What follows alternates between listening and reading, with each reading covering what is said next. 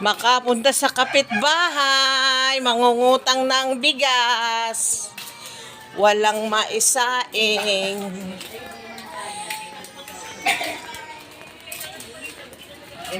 Si ano nga kayo, 900 man lang monthly siya.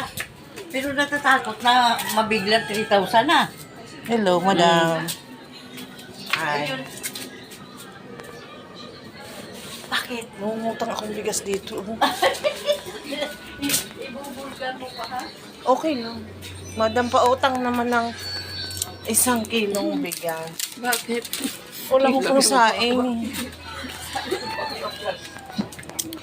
Madilim? Yan. Anong daya niya? Ano lang. Ito na ba yung aking inuutang?